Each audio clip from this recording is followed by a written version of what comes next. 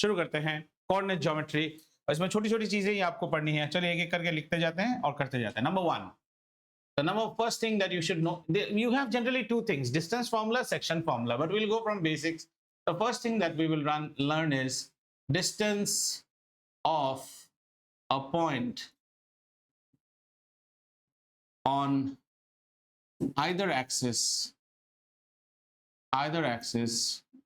from the origin। मतलब ये देख तो ऑडियो कैप्चर हो रहा है तो हेलो, हाँ, मतलब हमारा पॉइंट कहाँ रहेगा, हमारा पॉइंट रहेगा on either of the axis and we were going to measure the distance from the origin। ठीक है, origin से measure करेंगे और पॉइंट रहेगा either axis पे। तो ये हमारा सुंदर सा एक्सिस, दो सिनेरियो देख लेते हैं, right. On the first time the point is on the Y axis, point को वाई एक्सिस में रखते हैं, ये पॉइंट है। दूसरी बार पॉइंट को कहाँ रखते हैं, एक्स एक्सिस पे रखते हैं।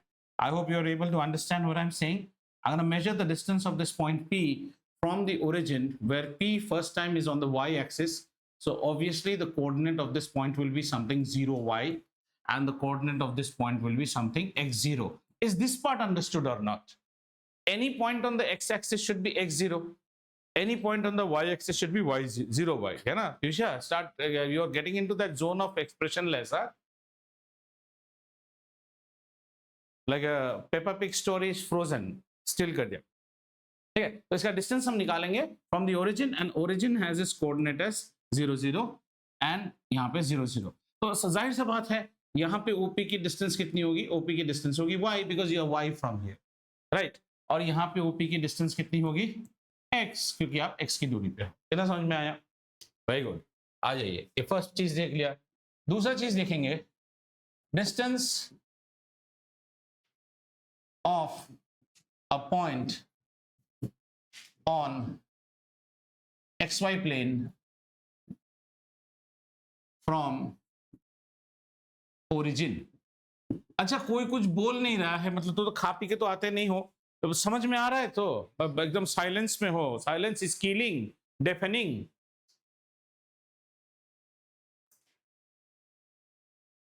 खेत उजड़ गया, जमींदार हमारी लगान वगान सब ले गए, है ना।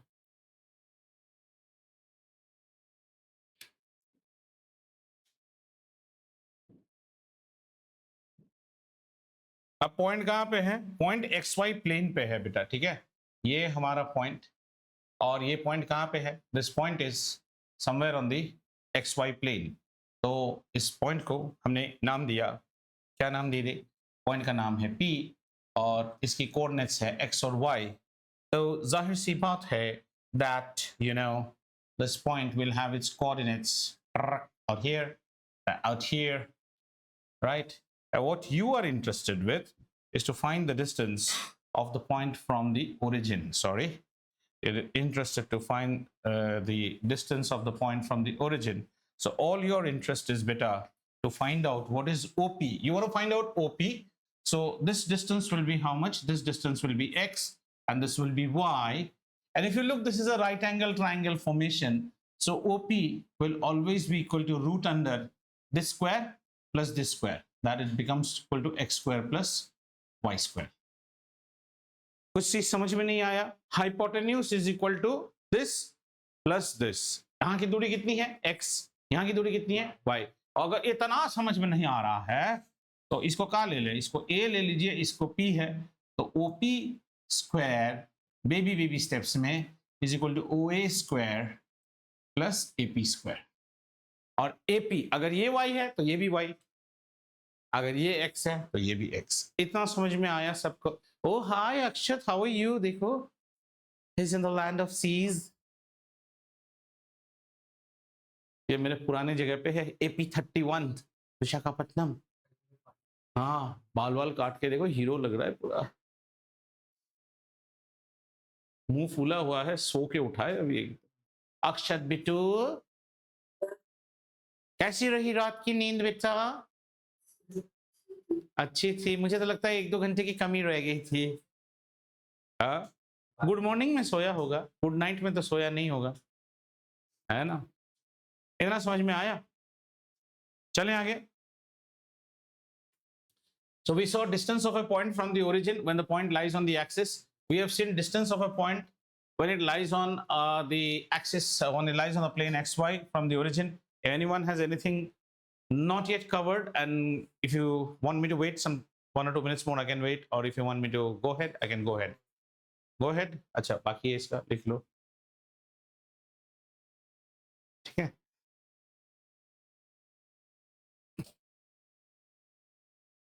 अगले बार से अब डाउट का क्वेश्चन भेजेगा ना, क्वेश्चन मेरे को इस तरह आना चाहिए, ऐसे नहीं आना चाहिए. मैं तो आंसर भी ऐसे ही चिपका के भेजूंगा. मैं हूं कमीनों का कमीना, है ना. ऐसे क्वेश्चन नहीं भेजना. ऐसे मेरी उम्र हो गई है, मैं मॉनिटर उल्टा के नहीं देख सकता हूँ भाई साहब. देखा तो तूने है नहीं. मैंने वो वर्कआउट करके पहले भेज दिया था वैसे. हाँ, इंडिया की पूरी उनकी पूरी मैच खत्म होने के बाद. कमिटमेंट इज कमिटमेंट भाई. 11:05-10 में तुम्हें भेजा था. ठीक है, चले आगे. अब नेक्स्ट पढ़ते हैं हम लोग. और थर्ड वाला, डिस्टेंस बिटवीन 2 पॉइंट्स. ये आपके लिए ज्यादा इंपॉर्टेंट है. Distance between 2 points. 2 points on XY plane. तो 2 पॉइंट होगा इस बार, और उनके बीच का डिस्टेंस देखेंगे भाई साहब. आ जाइए. Very good. So let us take our coordinate system. ये हमारा कोऑर्डिनेट सिस्टम है. और यहाँ पे बेटा अब होंगे हमारे पास 2 पॉइंट. 2 पॉइंट. एक पॉइंट हमारा ये है, और मान लो एक और पॉइंट ये है.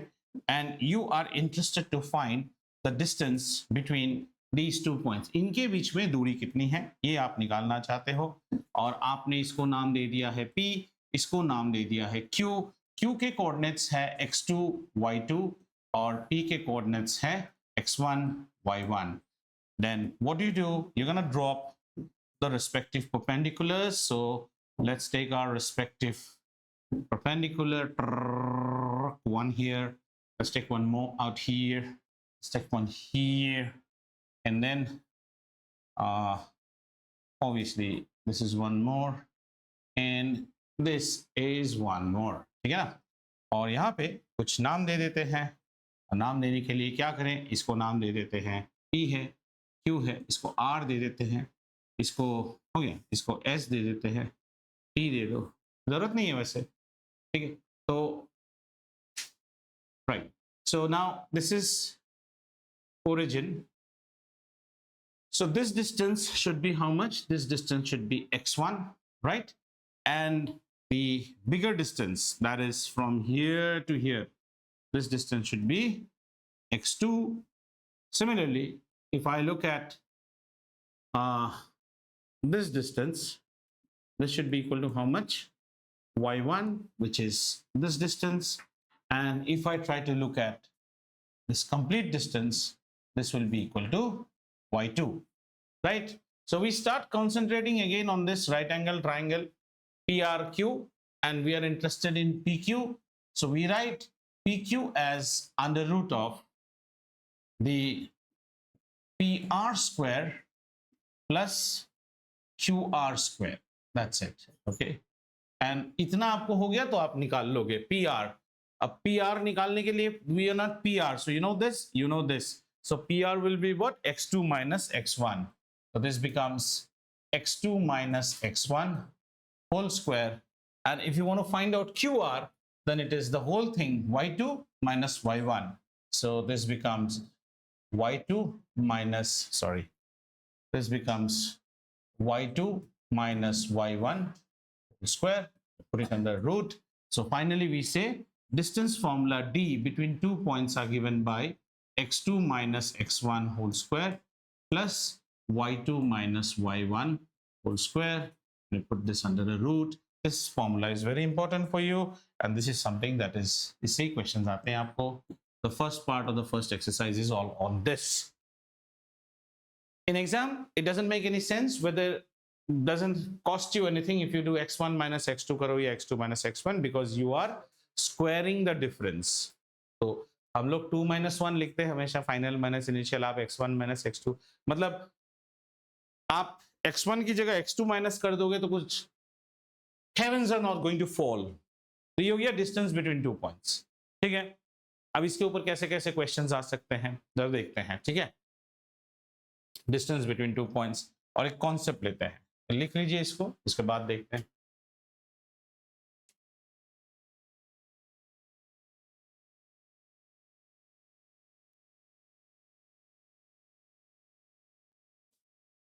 ये चैप्टर बहुत छोटा कर दिया। पहले इस चैप्टर में एरिया ऑफ अ ट्रायंगल होता था, देन इस चैप्टर में होता था एक्सटर्नल डिवीजन, ये सब हटा दिया। You have now become all प्यारा बच्चास, one of the easiest chapter.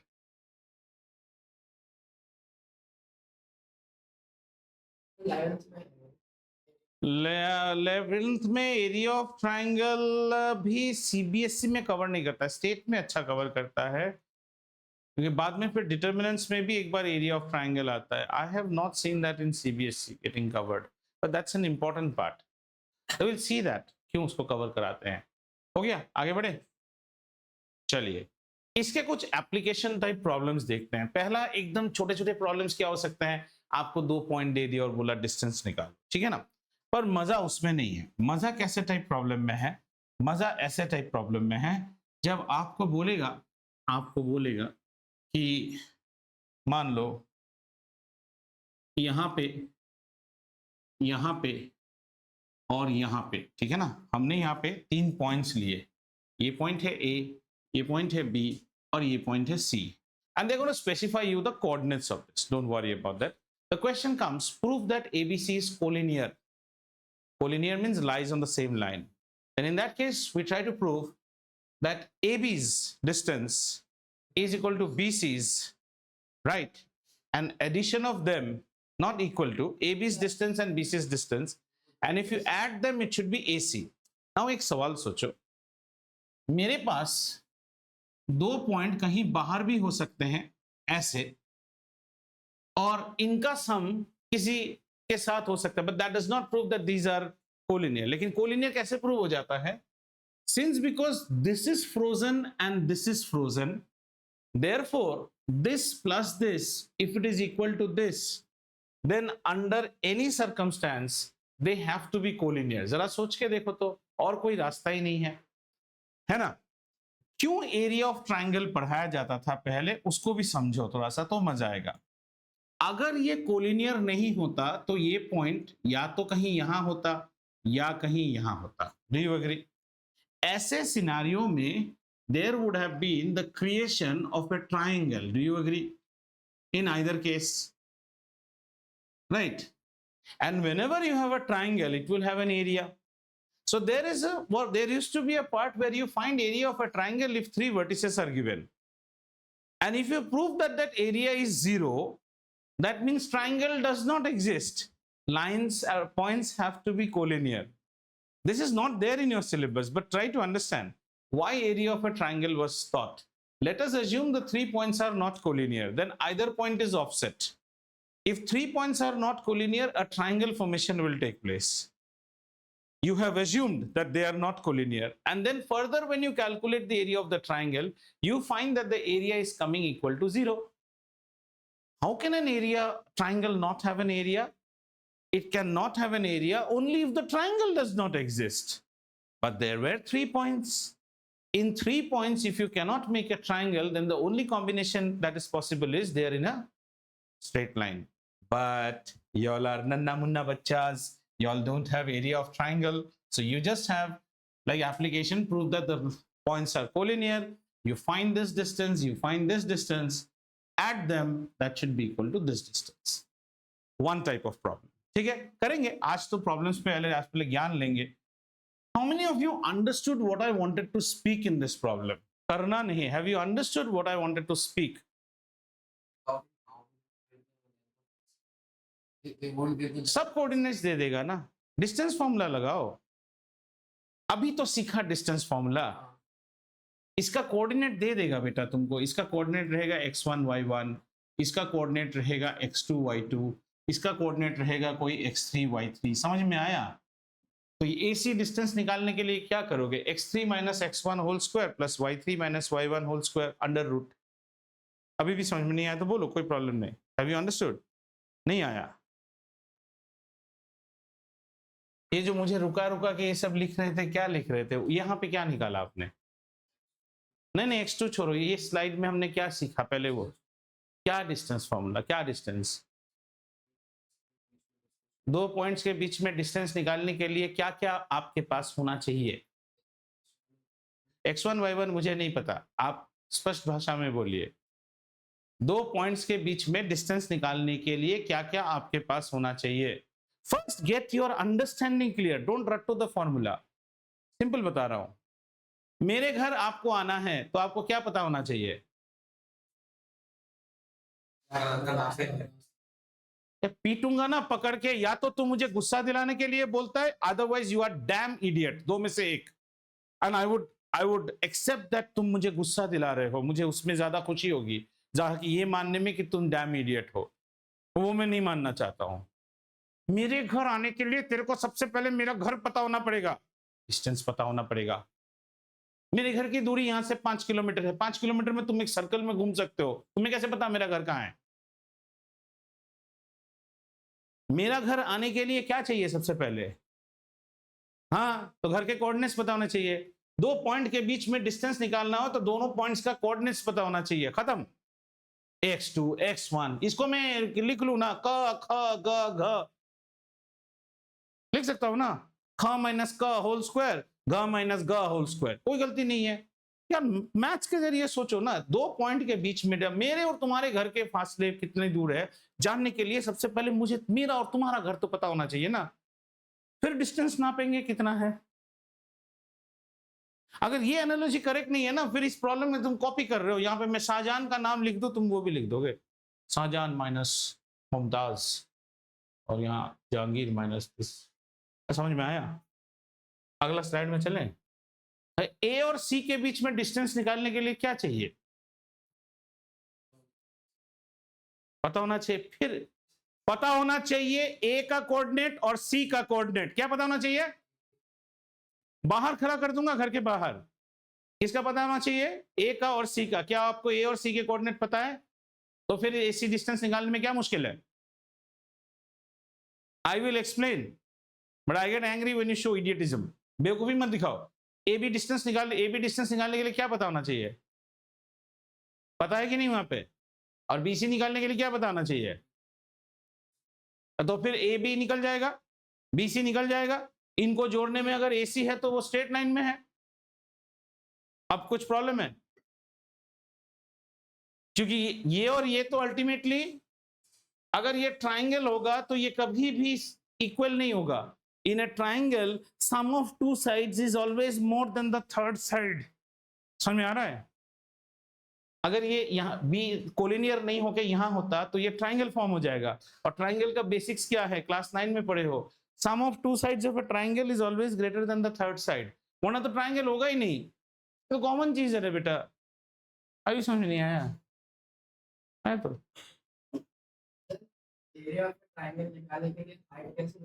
Height नहीं निकालते हैं, उसमें कोऑर्डिनेट्स के फॉर्मूला रहता है, डिटरमिनेंट फॉर्मूला से निकालते हैं। It's a big formula, like half y into x2 minus x1 x3 minus x1 ऐसे करके। No, Heron's formula cannot be used. For to know Heron's formula, you have to first know it is the extension of Heron's formula only by using the distance. But we use it as 1 2 3 2 3 1 3 2 1 ऐसे करके हम coordinates use करते हैं। Height तो यहाँ पे पता नहीं चलेगा ना आपको। Heron's formula यूज होता है, बट Heron's formula को थोड़ा घुमा के यूज करते हैं, but that is not in your syllabus. अच्छा, नेक्स्ट टाइप ऑफ क्वेश्चंस क्या आ सकते हैं? नेक्स्ट टाइप क्वेश्चंस हमारे पास ऐसे आ सकते हैं इस सेक्शन से, और वो क्वेश्चन कुछ ऐसे होंगे जहां we will be asked to prove that these 4 points are the vertices of a square. अब सोचो, vertices of a square proof करने के लिए आपको क्या प्रूफ करना पड़ेगा? साइड शुड बी इक्वल में तो रोम्बस भी हो सकता है, और डायगोनल शुड बी इक्वल नहीं। आप साइड्स इक्वल टू अगर इक्वल प्रूफ कर दोगे, यही होता है ना। आप लोग कंप्यूटर अगर पढ़ना चाहते हो ना, and you want to be good in programming, आप ये बोलोगे सर अब तो वो कोडिंग। आप पहले सोचो चोट कहां है, वहां पे हमला करना है। इसको स्क्वायर प्रूफ करना है। अगर आप ऐसे में diagonal, you are not studying geometry now, you are studying coordinate geometry. The only tools you will have in your hands are points. And what have you learn? Distance formula. तो पूरा problem point और डिस्टेंसों में घूमेगा। समझ में आ रहा है? अभी आप सब डायगोनल निकालो दिमाग से। हम चारों पॉइंट के बीच में डिस्टेंस निकाल सकते हैं और हमें मिल गया कि distance is equal between all the 4 points. तो इसमें तो रोम्बस भी हो सकता है, रोम्बस का भी है। फिर हम उसमें पाइथागोरस थ्योरम का स्टेबिलिटी दिखा देंगे, तब तो प्रूव हो गया ना ये एंगल 90 डिग्री है। And if 4 point sides are equal and if one angle is also 90 degree, it has to be a square. आप दूसरा कोई फिगर बना ही नहीं सकते हो। कोशिश करो, काजू कटली इज अ रोम्बस, उसमें एक एंगल को 90 कर दो, सब एंगल ऑटोमेटिक 90 होना ही पड़ेगा, नहीं तो एवरीवन इक्वल वाला क्राइटेरिया सेटिस्फाई नहीं होगा। तो हमारे प्रॉब्लम में हम क्या करेंगे? इस प्रॉब्लम में हमें क्या क्या दिया रहेगा बेटा? ये कोऑर्डिनेट्स, ऐसे 4 पॉइंट्स के कोऑर्डिनेट्स दिए रहेंगे। Very good. तो हम हर एक के बीच का डिस्टेंस निकाल सकते हैं और हम पहले प्रूव करेंगे कि ऑल डिस्टेंसेस आर इक्वल, जो कि प्रूव हो जाएगा। पर इससे ये साबित नहीं होता है कि ये स्क्वायर है, ये रोम्बस भी हो सकता है। इसके बाद हम इन दोनों पॉइंट के बीच में, इसके बाद हम इन दोनों पॉइंट्स के बीच में we will try to find out what is the distance between these 2 points, and if we can prove that the square of this equal to the square of this and square of this, then we have established one more finding कि ये right angle है। इसके बाद और कुछ proof करने की जरूरत नहीं है। You have proved all are equal and one angle is 90. In a parallelogram, opposite angles are supplementary. ये अगर ये रोम्बस है तो ये पैरेललोग्राम भी है, तो अगर ये 90 है तो ये 90 भी होगा। बस हो गया, ये और ये सप्लीमेंट्री होगा, 90 होगा, बस खत्म। ये समझ में आया? ये 2 टाइप के प्रॉब्लम ही घूमते हैं इसमें, इससे ज्यादा नहीं। या फिर ऐसा हो सकता है, Piyusha is a farmer who plants saplings in distances of equidistant saplings. हर एक सैपलिंग का कोऑर्डिनेट दे दिया, तो फिर कैसे करोगे? Distance formula, distance formula, what is the distance between 2 रोज। और बड़ा आसान प्रॉब्लम आता है, unless and until you are super B, that is B stands for Bewakoof. I'm not by idiot. This T-shirt is from the company called Bewakoof. So super B जब तक आप नहीं हैं तो आप गलत नहीं कर सकते हो। पर आप ये सोचो हमेशा, जो चैप्टर पढ़ाया जा रहा है ना, उसके एंगल से प्रॉब्लम को डिकोड करो। हेरॉन्स फॉर्मूला जब था, हेरॉन्स की नजरिए से देखेंगे। जब हम ट्रिगोनोमेट्री पढ़ रहे हैं, ट्रिगोनोमेट्री के नहीं, ये अभी everything hovers around distance and some primitive knowledge. Have you understood these two? ठीक है, अब अगला ज्ञान ले लेते हैं, the last part of the ज्ञान of this chapter, which is your next exercise, and then we go into problems. Anyone has any questions still here? मैं गुस्सा होता ही हूं, but that does not mean you suppress. हाँ बोलो बेटा, यहाँ कोई सवाल है? समझ में आ गया ना? हाँ, ये वहां पे 2 घरों के बीच में था, 4 घर है यहाँ पे, इन्नू मिन्नू चुन्नू टुन्नू सबके बीच में। समझ में आया? तो आगे बढ़े, चलिए। हमारा अगला क्वेश्चन प्रॉब्लम जो हम सीखेंगे, और अगला topic that is called section formula. Section formula ये कॉन्सेप्चुअल है, कोशिश करोगे तो आराम से समझ में आ जाएगा, और अगर नहीं समझने की कोशिश करोगे तो नहीं समझ पाओगे। आशा करता हूं कि आप समझने की कोशिश करोगे। ये है एक डेयरी मिल्क। क्या है? डेयरी मिल्क है, और ये हमारे टाइम का डेयरी मिल्क है। Resources were not abandon. भाई बहन को एक ही डेयरी मिल्क दिया गया है, तो कैसे डिवाइड होता था? हाफ हाफ में डिवाइड होगा। तो आप अपने मन से, या तो डेयरी मिल्क में तो परफोरेशंस आते हैं ना, क्यूब्स क्यूब्स क्यूब्स क्यूब्स, तो आप सोच के इसको डिवाइड कर लेते थे। मान लीजिए अभी आप में थोड़ी सी शैतानी है, ये डेयरी मिल्क थोड़ा लंबा है, इसमें परफोरेशंस नहीं है, and you want to keep something more towards you, तो आप मन के अंदाजे से 60-40 कर लेते थे आप, क्योंकि यहाँ पे 40 है, यहाँ पे 60 है, ऐसा है ना। तो अभी हम फ्यूचर में नए जमाने में आ गए हैं, हमारे लिए ये सेक्शन जो करेगा ना, वो एक कंप्यूटर होगा। So we will tell the computer that divide this dairy milk in the ratio of say 1:3। 1:3 समझ गए ना? सो 1:3 का मतलब कितना है? 1 भाग एक साइड में, 1 पार्ट एक साइड में, और 3 पार्ट्स एक साइड में। समझ में आ रहा है ना? तो ऐसे ऐसे अलग। तो सवाल आता है, when we are feeding this, अब डेयरी मिल्क को हटा के you start thinking that you have a wooden job which is on a electronic lathe machine, and your cutter is now moving. How does the cutter move and exactly cut at that ratio? What you're saying, the ratio may not be 1:3, it can be 2.5 is to some 6.8। इस ratio में काटिए। और वो accurately वहां पे काटना शुरू करेगा। तो काटने के लिए वो जहां जैसे काटने जाएगा, वो कटर जैसे ही काटने जाएगा, उसको कुछ तो एक जगह चाहिए ना। बेसिक चीज is to identify where will you cut. अब इसको थोड़ा रिप्लेस कर देते हैं इस डायग्राम को, और इसको सिंपल करते हैं ताकि आपको समझ में आए। मान लीजिए हमारे पास ऐसा एक हमारे पास ऐसा एक लाइन है, और इस लाइन को हम डिवाइड करना चाहते हैं इन सम रेशियो m:n, ठीक है, m:n। half is a special case of m:n where m is equal to n। half is a special case of m:n। हम इसे m:n रेशियो में डिवाइड करना चाहते हैं, और हमारे पास जो डेटा मौजूद है वो डेटा है कि ये लाइन है PQ, this line is PQ or a segment is PQ। We are given what is P's coordinate x1, y1, and we are given what is Q's coordinate x2, y2, and we have asked that let's take it as RQ, huh? And we are asked that please divide this line in the ratio of, in some ratio, and the ratio is m:n, m:n। इसको हम कहते हैं internal division. पहले एक external division भी होता था, अभी नहीं है हमारे पास internal division. So in coordinate geometry आगे चल के आप जब चलेंगे ना, always imagine that there is some stylus और cursor which is continuously moving in machine, और इसको यहाँ पे जाना है, यहीं से काटना है। दैट स्टाइलस और something we call is the pulsating point. This is an arbitrary point which is pulsating. So that point we always represent something by p। तो हमारे कंप्यूटर को क्या चाहिए कि कंप्यूटर मुझे ये बताओ कि ये P पॉइंट का कोऑर्डिनेट क्या है। जैसे ही हमें ये P पॉइंट का कोऑर्डिनेट मिल जाएगा, हम यहाँ पे काट देंगे, और ये हो गया m:n रेशियो में। Are you understanding what we are trying to find out? We are trying to find out how to make sections of a line segment in a given ratio m:n where the end points are known. Then what do you want? You want to find this coordinate of this point, जो इसको इस section में divide करता है। यहां तक किसी को कोई प्रॉब्लम है understanding? And this point is vibrating. Somebody might say, sir, इसको L:n रेशियो में, तो अलग रेशियो में, जहां बोलोगे वहां काटेगा। तो इसका कोई ना कोई तो, how is it coming and freezing itself here? Some formula must be there. That is what we are trying to find out. तो इसको करने के लिए हमने क्या किया, इस पूरे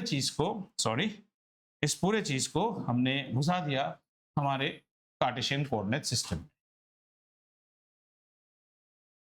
ठीक है, और घुसाने के बाद we do our same old job.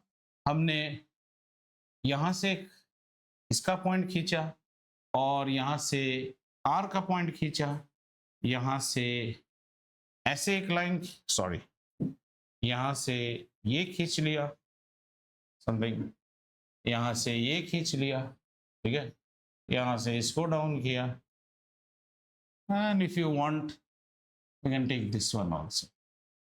ठीक, अब कुछ नेम दे देते हैं, ठीक है। First let us give some name. This is PQ or RQ, this is P, so let us give this as A, let's give this as B, let's give this as C। तो हो गया बस, ठीक है। अब कुछ data देखते हैं क्या क्या डेटा है। तो the data is from here to here the distance is how much? x1. Are we fine? Okay, the distance from here to here is how much? x2. Perfecto. This distance is how much, beta? y1. And this distance is how much? y2. Agreed? Let us look at this particular distance, that is RB. RB should be x2 minus x1. Do you agree? Huh? And let us look at PB. PB should be how much? PB should be यहाँ पे गलती हुआ है। What is the mistake? This is, यहाँ पे गलती हो गया है। This is x minus x1. This coordinate is x ना, this coordinate is, देखो आराम से, जल्दबाजी मत करो, रुको इसको मिटा देते हैं। हाँ, इसका ये कोऑर्डिनेट है हमारा x1, ये है x, और ये कोऑर्डिनेट है x2, ठीक है। उसी तरह ये कोऑर्डिनेट है कितना, y1, and this coordinate and this coordinate is y2 और ये सॉरी y और ये कोऑर्डिनेट कितना है y2। कितना समझ में आया? अब ये वाला डिस्टेंस निकालने की कोशिश करते हैं आरबी। आरबी कितना हो गया बेटा? x minus x1। और पीबी कितना होता है बताओ तो? पीबी हो जाएगा y minus y1। Very good. Has everyone understood this much? ये सब मिटा देते हैं ताकि आपको कंफ्यूज ना हुआ। Has everyone understood this? Okay, next part. Can you tell me what is this base? ये कितना है? ये हो जाएगा x2 माइनस x और ये हो जाएगा y2 माइनस y। इतना समझ में आया?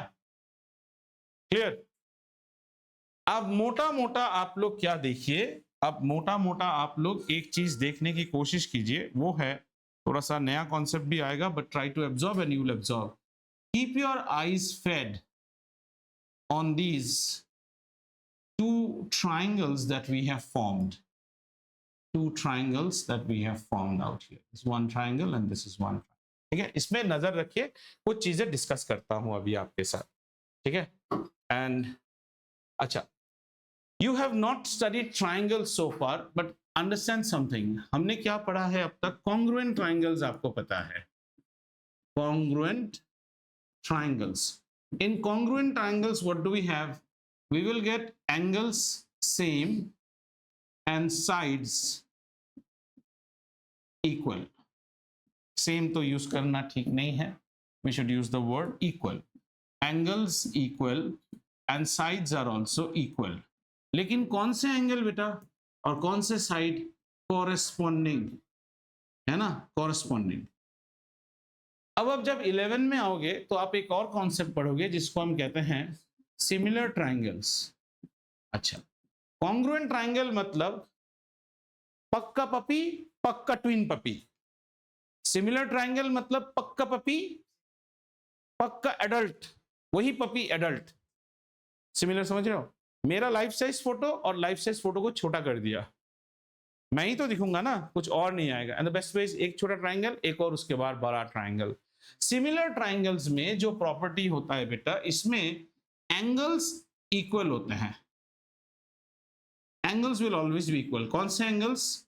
Corresponding angles will be equal. कैसे होता है सिमिलर ट्रायंगल? ये एक ट्रायंगल, ये एक और ट्रायंगल, इनमें एंगल्स बराबर हो, लेकिन इनका जो कॉरेस्पॉन्डिंग साइड्स होता है ना, उनका रेशियो प्रोपोर्शनल होता है। उनका रेशियो प्रोपोर्शनल होता है। और प्रोपोर्शनल का मतलब क्या है? मान लो this one is A B C और बड़ा वाला is P Q R, then we will say A by P, ये बाई ये should be equal to C by R, ये by ये should be equal to B by Q। छोटा by बड़ा equal to छोटा बाई बड़ा equal to छोटा by बड़ा। बड़ा बाई छोटा मत कर देना। मेरा पासपोर्ट साइज फोटो और पासपोर्ट साइज फोटो का एनलार्ज फोटो, नाक टू नाक का जो रेशियो होगा दैट शुड बी कान टू कान, तभी ना मैं प्रोपोर्शनली बड़ा होऊंगा। कॉन्सेप्ट समझ में आ रहा है ना? सिमिलर का कॉन्सेप्ट क्या है? Two things which show a gradual increase. Have you understood? Two rectangles are similar if their breadths and lengths increase with a common factor.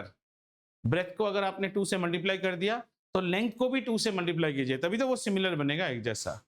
तो ये कॉन्सेप्ट की हमें यहाँ पे जरूरत पड़ेगी, ठीक है ना?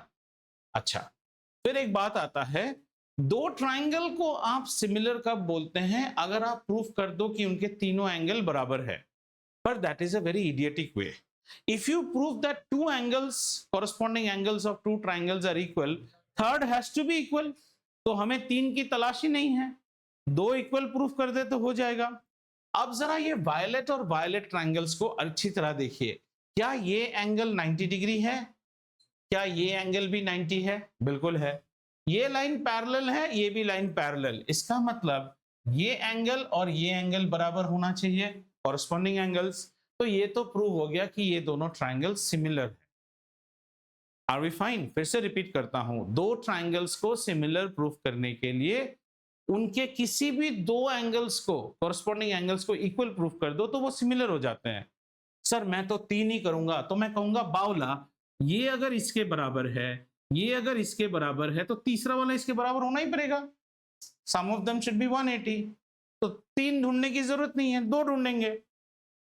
और 2 इस ट्रायंगल में देखो, ये 90 तो ये भी 90, एक हो गया। ये और ये लाइन तो पैरेलल है, तो ये और ये एंगल भी बराबर हुआ ना। Transversal and parallel lines, so they become similar. समझ में आया? और इतना अगर आपने जान लिया तो आपका काम तो हो गया। इसको कर लेता हूं अभी छोटा, क्योंकि ये ज्ञान आपको मिल चुका है। What is the thing that we will use? Corresponding sides of two similar triangles, their ratio is always proportional. अब हमारे पास कौन से 2 ट्राइंगल सिमिलर हो रहे हैं? हम किन्हें कंपेयर कर रहे हैं? हम कंपेयर कर रहे हैं, लिखता हूं मैं, कोई टेंशन नहीं। कंपेयर ट्राइंगल, ये ट्राइंगल का क्या नाम है? PRB। PRB। और सिमिलर में एक चीज बड़ा ध्यान रखना है, जिस फैशन से आपने इसको नाम किया उसी फैशन से इसको नाम कीजिए। तो इसका नाम होगा QPA। QPA। सबसे पहला चीज जो आपने देखा वो है एंगल B, और मुझे वहां देखने की जरूरत नहीं, मैंने यहां से B पिक किया ना, यहां से A पिक करूंगा, मिलना ही पड़ेगा क्योंकि मैंने उस पैटर्न से ही लिखा है। Angle B is equal to angle A is equal to 90 degree, ठीक है। नंबर 2, मैंने क्या देखा? एंगल R, यहां से R उठाया मिडिल वाला, तो यहां से P उठाऊंगा मिडिल वाला। कॉरस्पॉन्डिंग एंगल्स, समझ में आया भाई साहब? तो मैं इसके बारे में एक बात क्या लिखूं? Triangle PRB is similar, similar का सिंबल सिर्फ ये होता है, कॉन्ग्रुएंट में 2 इक्वल भी आता है, तो ट्राइंगल QPA। सिमिलर तो एस्टैब्लिश हो गया। अगर सिमिलर है तो नाक बाई नाक इज इक्वल टू कान बाई कान is equal to leg by leg, तो रेशियो बराबर होना पड़ेगा। तो रेशियो को लेते हैं से इसका हाइपोटेन्यूज बाई उसका हाइपोटेन्यूज, मतलब कैसा? M बाई N, ठीक है। अब हमें व्हाट इज जो इच्छा बेटा, मैंने बड़ा बाई छोटा लिया है तो अभी मैं बड़ा बाई छोटा से ही प्रोसीड करूंगा, गलत नहीं होगा। अगर आपने छोटा बाई बड़ा लिया है तो सब में छोटा बाई बड़ा, बीच में चेंज मत करना, ठीक है। आपका मेन उद्देश्य क्या है? Your main is to find out this coordinate x and this. Don't forget what is your main hunt, आपको ये xy निकालना है, ठीक है। हम पहले x को निकालने की कोशिश करते हैं, ठीक है। x को निकालने के लिए हमने क्या लिया? छोटा हाइपोटेन्यूज बाई छोटा हाइपोटेन्यूज। अब x कहां पे अपीयर करता है जरा देखो तो, x हमेशा बेसिस में अपीयर कर रहा है, ऑल्टीट्यूड में सब वाइस का डेटा है, तो ऑल्टीट्यूड लेके कोई फायदा नहीं होगा। ऑल्टीट्यूड लूंगा तो y का डेटा निकलेगा, तो हम किसका डेटा लेंगे? बेसिस का लेंगे। तो आ जाओ, इसका बेस कितना है बेटा? बोलो x2 x, इसका बेस कितना है? x minus x1। This should also be equal to, अब ऑल्टीट्यूड भी ले लो,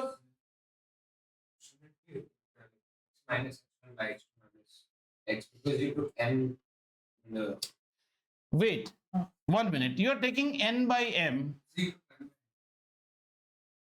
ये तो गड़बड़ी होता है ना, नरेशन में गड़बड़ मत करो। I have taken m by n, yes you're correct, then it will be x minus x1 divided by x2 minus x, yeah you're correct, x2 minus x। Clear हुआ? इसका बाई इसका इज इक्वल टू इसका by इसका। अब वो भी ले लो, y minus is equal two by y2 minus y। ये सब कहां से आया? अगर आपको चाहिए तो आप यहां पे ये रख सकते हैं। We have done what we have done, PR by PR, तो इसमें क्या आ जाएगा? PQ इज इक्वल टू, यहां पे कितना लिया? RB, यहां से RB लिया है तो यहां से क्या लूंगा? PA, ऑटोमेटिक मैच करेगा। लास्ट में क्या लिया? PB लिया है, फर्स्ट एंड लास्ट, तो इसका भी फर्स्ट एंड लास्ट QA। अभी देखो तो मैच हुआ है कि नहीं? Match on. अगर आपने पैटर्न ठीक से लिखा है, आपको फिगर देखने की जरूरत नहीं है, आप पूरा करेक्ट जाओगे। हो गया? अब हम क्या करेंगे? इस पूरे चीज को ऐसे सॉल्व करेंगे। पहले जस्ट ये पार्ट को सॉल्व करते हैं, इसको भूल जाओ थोड़ी देर के लिए, ठीक है। आइए इसको सॉल्व करते हैं। इसको क्रॉस मल्टीप्लाई, हमें क्या चाहिए, x चाहिए और y चाहिए। आइए इसको सॉल्व करते हैं। mx2 minus mx is equal to nx minus nx1, ठीक है। अब देखना, मैं इसको इस साइड ले जाता हूं तो ये क्या हो गया, nx प्लस mx, और यहां क्या हो गया, mx2 प्लस nx1। इतना समझ में आया। हाथ चेंज कर लेता हूं थोड़ा सा, m प्लस n x, इसको इस साइड ले आया और यहां पे लिखता हूं mx2 प्लस nx1, ये लिख सकता हूं। यहां पे मैंने x को कॉमन ले लिया क्योंकि मुझे तो x चाहिए ना, और यहां से मुझे x का कोऑर्डिनेट मिल गया जो कि है mx2 plus nx1 divided by m plus n। ये मुझे क्या मिला बेटा, ये मुझे x का कोऑर्डिनेट मिल गया है। अच्छा, हम शुरू कहां से किए थे, एक ऐसा लाइन जिसके दो एंड्स हमें पता है। सो x2 also you know, x1 also you know, also the ratio is known to you, so you know the ratio also, so in this data you know everything, so you can find out the x. Have you understood? एक बार फिर से proceed करते हैं, देखते हैं हमने क्या किया। We actually took the line, this is the ratio, and we tried to conceptualize two triangles, prove that they are similar, and we just played on the criteria of similarity criteria, which is ratio of corresponding sides should be equal. So we took this by this, you can take this by this also, just maintain the same hierarchy, this by this equal to this by this equal to this by this, and we landed up to find out the formula for x. Have you understood? Now question comes, in my exam how do I try to remember this such a big formula? अभी तो y आया ही नहीं है ना, तो देखते हैं, इसको छोटा कर देता हूं, अभी आपको समझ में आ गया। अब जरा देखो, इस फॉर्मूला को मैं नहीं देख के लिखता हूं, ठीक है। मुझे क्या निकालना था बेटा, x निकालना था ना। फॉर्मूला कैसे लिखते हैं, देखो, कोई भी एक रेशियो ले लो, बोलो कौन सा लूं, m लूं। m रेशियो किस साइड में है बेटा, इस साइड में है ना, तो उधर का x लो। उधर का x कितना है हमारा, x2, क्लियर। इसके बाद दूसरा रेशियो लोगे n, तो इधर का एक्सट्रीम लो x1। मैं वो साइड देख ही नहीं रहा हूं, नीचे डिवाइड कर दो m प्लस n से, सम ऑफ द रेशियोज। क्या ये और ये सेम है, बिल्कुल same. I think now you should be also, और y हम प्रूव नहीं करते। सिमिलरली y प्रूव करने के लिए हम क्या करेंगे बेटा, हम ये पोर्शन लेंगे और ये पोर्शन को इक्वेट करेंगे, x को छोड़ दो। तो आओ y को निकालने की कोशिश करें। y क्या हो जाएगा, इधर का रेशियो अगर आप लोगे, अगर आपने इधर का रेशियो लिया तो उधर का y लोगे, plus n y1 divided by m plus n, आपको x और y दोनों मिल गए। और अभी स्पेशल केस, अगर आपको मिड पॉइंट निकालना है, अगर आप मिड पॉइंट निकालना चाहते हो तो उस केस में क्या होगा बेटा, m और n बराबर होंगे, है ना। तो मिड पॉइंट में कैसा रहता है, x of the mid point will be equal to mx2 plus mx1 divided by m plus m। तो m प्लस m मतलब कितना हो गया, 2m। तो सब काटेंगे तो कितना हो गया, 1 1, ये कट गया, यानी कि x1 plus x2 divided by 2, ये मिड पॉइंट होता है। ये समझ में आया? तो अच्छा, समझ में नहीं आया तो एक स्टेप देख लो, m कॉमन ले लेंगे, x1 प्लस x2, और नीचे क्या आएगा, 2m आएगा।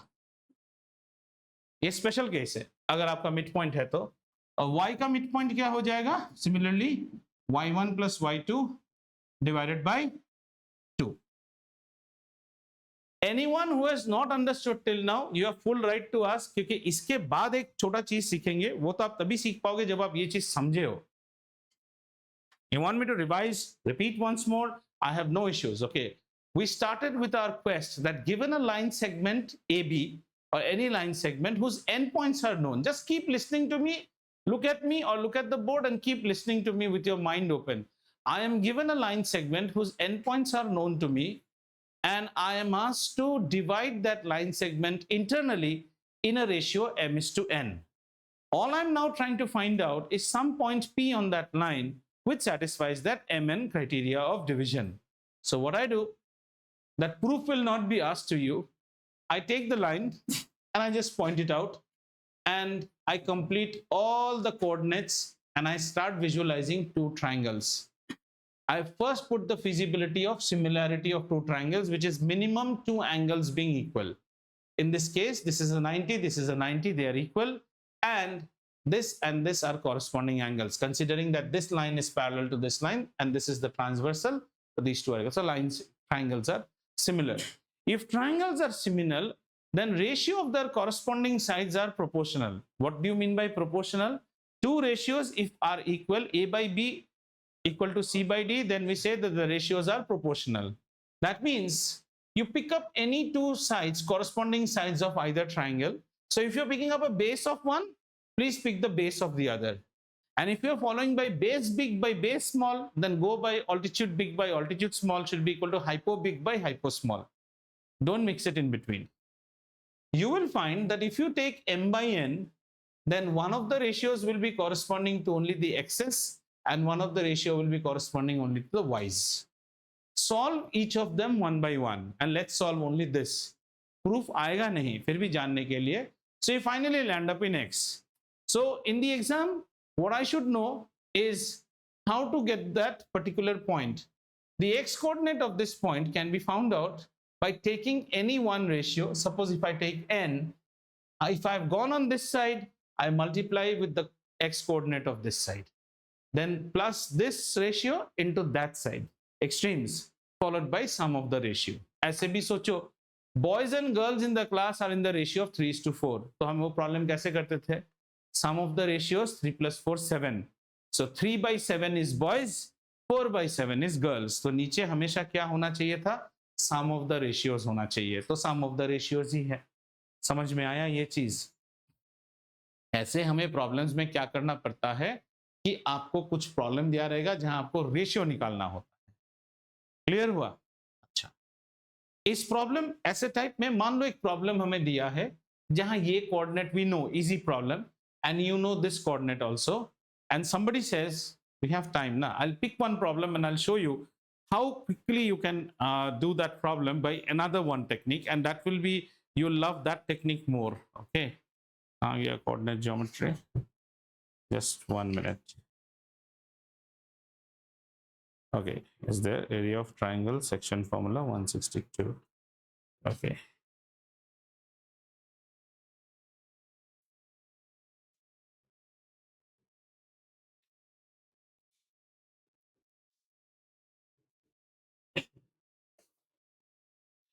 okay, our question is like this. थोड़ा सा देखते हैं. एक लाइन दिया हुआ है हमें and they are -6 10. You have this point as -6 10 and the other side is 3 minus 8. B is 3 minus 8. Sorry, 3 minus 8, and they have given the division point as -4 6. Say this point is -4 6.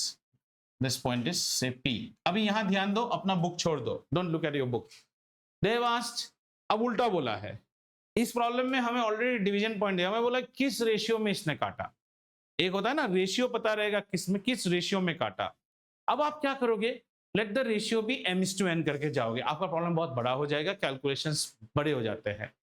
Any ratio can be express, हमेशा याद रखना, अगर कोई ratio m/n है ना, इस ratio को हम हमेशा k/1 में हमेशा दिखा सकते हैं. We can always show it. How to show it as k/1? ऊपर वाले को n से डिवाइड कर दो, नीचे वाले को भी n से डिवाइड कर दो. अब ये रेशियो क्या हो गया? m/n/1, which I am saying that this ratio is k/1. Problem आसान हो जाता है. ये चीज समझ में आया? Any given ratio can be expressed as k/1. m/n, तुम लोग ना थोड़ा एडवांस मैथ्स में मुंह गोल कर देते हो. इक्विवेलेंट फ्रैक्शन है यार, ऊपर को n से डिवाइड किया, नीचे को भी n से डिवाइड किया, तो थोड़ी चेंज होता है फ्रैक्शन। तो नीचे वाला क्या हो गया, 1 हो गया ना, ऊपर वाला m/n हो गया, और हमने सपोज कर लिया let m/n be some number k। So this proves that any ratio can be expressed as k:1. Do you agree or not? Right. मतलब अगर कोई k:1 है उसको वापस m:n में ला सकते हैं। हमें लेकिन पूछा है m:n में निकालो, पर हम वैसे नहीं निकालेंगे। हम बोलेंगे कि ये इसको डिवाइड करता है इन द रेशियो k:1। ये आसान होता है हमारा जॉब। अब हमें mn निकालने की जरूरत नहीं है, सिर्फ k निकालने से ही प्रॉब्लम हो जाएगा। ठीक है ना? चले आइए, आपको नहीं लगता है कि -4 is the x coordinate of division, so it should be k multiplied by the extreme। आप -4 मतलब x के साथ खेल रहे हैं, तो k मल्टीप्लाइड बाई कितना होगा 3, और इस साइड का रेशियो कितना है 1 multiplied by -6 divided by k + 1। कितना जल्दी तुम्हारा इक्वेशन हो गया, ये हो गया -4k -4 is equal to 3k, और इधर कितना हो गया -6। -4k -3k लाऊंगा तो कितना हो गया -7k, और इधर कितना हो गया -4 -2।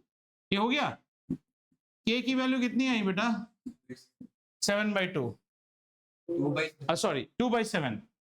k की वैल्यू आ गई 2/7। अब हमें इस चीज को कैसा करना है कि हमने क्या बोला that this point divides in the ratio of k:1। k की वैल्यू कितनी है 2/7:1। अब इसको m:n करना है, इस रेशियो को 7 से मल्टीप्लाई करो, इसको सॉरी इसको भी 7 से मल्टीप्लाई करो, कितना हो गया, तो ये 2:7 हो गया ना, तुम्हारा m:n आ गया ना एक बार में। तुम m:n लोगे तो एक बार इसको सॉल्व करोगे, एक बार इसको, गधा जैसा हो जाता है वो, एक बार में सॉल्व करो। So whenever you get these problems, though they say m:n, convert everything as k:1. Did you understand this trick? k:1 is 2/7:1. So you need to abolish the denominator. How do you abolish the denominator? You multiply this by 7, तो इसको भी 7 से multiply करो ना, तो ये cut गया, ये 2 हो गया, तो दूसरा वाला रेशियो कितना हो गया 2 हो गया, और ये देखो आंसर आ गया 2:7। पहले उन लोगों ने m/n से किया, फिर लिखा इतना लंबा हुआ प्रॉब्लम, फिर लिखा alternatively you can do this इतना छोटा में। Now choice is yours, you want to go by the ढांचू वे। ढांचू is the sound of a particular animal. Danny नहीं, वो डोंकी का नाम क्या था पेपा पिग में, डैनी डॉग, डोंकी का नाम भूल गया, पेड्रो पोनी है, जो भी है। तो समझ में आया ये। इस तरह से कोई और दूसरा प्रॉब्लम देखें, अगर हमारे पास थोड़ा टाइम है, जैसे कोई कहता है in what ratio. Okay, this is one type of problem that we'll get. We'll take up problems in next class. One more thing that you should know, not by formulas, just general knowledge, because तुम्हारा geometry बड़ा कमजोर है, तो इसके ऊपर बहुत problems आते हैं एग्जाम में भर भर के। What is median? A line that joins the vertex to the mid point of the other side. ठीक है ना, इसको हम कहते हैं मिड पॉइंट, और इस पॉइंट को क्या बोलते हैं बेटा centroid. Centroid always divides the median in the ratio of 2:1। ये याद रखिएगा इसके, क्योंकि तो आपको कैसे दे देगा proof that it is the median के लिए, ये दे देगा, ये दे देगा। अगर आपने प्रूफ किया कि इसका रेशियो 2:1 आ रहा है, तो ये मीडियन फॉर्म कर रहा है। तो ये एक और चीज, mid point, you know mid point means it becomes a + b/2। ठीक है, क्लियर? अच्छा, if somebody tells you something more interesting, trisect this line, trisect, not bisect, trisect। Trisect करने से हम कैसे ट्राइसेक्ट करेंगे? सबसे पहले आप क्या करो, कोई भी एक आर्बिट्ररी पॉइंट ले लो। ट्राइसेक्ट का मतलब क्या है, ये रेशियो सब कितना है, सेम है, मींस 1:3 में। बाइसेक्ट इज 1:2 ना, हाफ होता है, ये हाफ 1/3 में गया है, तो आप सबसे पहले किस रेशियो में तोड़ेंगे?